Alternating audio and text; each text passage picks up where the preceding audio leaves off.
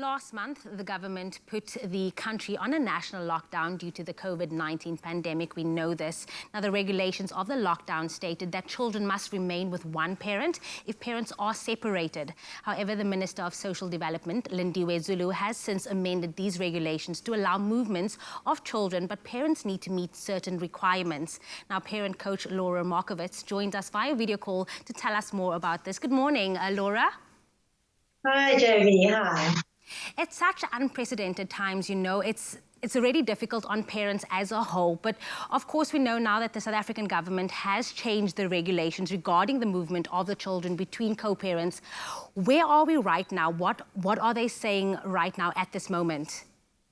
So as things stand, what happened is that they've changed the regulations to allow for parents to move children from one co-parent to the other, but only if they have an existing court order, so their parenting plan has been made into a court order, or it's been registered with the family advocate.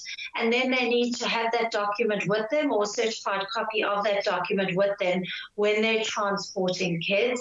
And they have to make sure that the home that the child is going into, the parent has not been exposed to anyone who has contracted COVID-19. So it's under very specific conditions that they're allowing for this. And of course, this opens things up for a lot of parents who maybe have just got separated, or who don't have a court order. So I think it's a really important time, whether people do have a court order or not, to be thinking about how we can help parents co-parent during this very difficult and stressful time. What should co-parents be thinking of to try to help their kids through this time?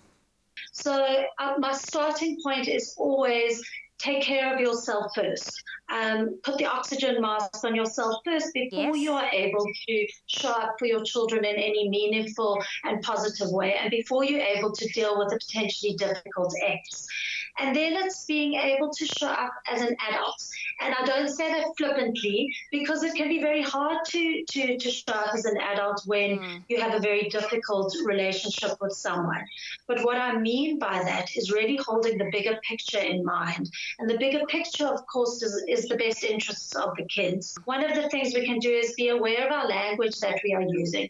If I'm phoning up an ex and going, you're not taking this seriously, you're not looking after the children, you're endangering them, you're not helping with homeschooling or anything like that, you're basically going to get their back up. If I talk to them and say, I'm worried, I'm anxious about the health of the kids, I'm worried about education right now, I'm worried about finances, how can we work through this together?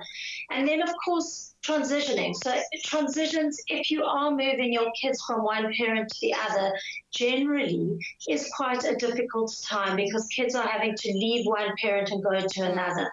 Now it's even more stressful. We're in a time where people are wearing masks and are wearing gloves, and their health risks. So to really be cognizant of this time of transitioning between one parent and the other, get kids prepared, talk to them about what's going to happen, make sure they've got their hand sanitizers, make sure they've got their toothbrush, they've got all the things that they are needing, so that that transition is kept simple and doesn't have to be an even more anxiety-provoking thing. And I think it's really important. This is a long stretch of time that kids aren't being able to see their parents in reality. And so we have to try and build in healthy and consistent ways that they are able to connect with each other. And we need to be creative around that. Talk. You know, keep the communication open. Talk to the kids about what they're worried about, what they're enjoying about lockdown, what they are fearing, what they are missing, what they really miss about being with mommy or daddy. You made so many valid points right now. We want to thank you so much for sharing your expertise on this unprecedented times again. So thank you so much for joining us via video call this morning. With pleasure. It's good to be here. Thanks, Jamie. I think the beauty of this is knowing that it starts with you. You cannot give from an empty cup. So remember, while co-parenting, take care of yourself first as well.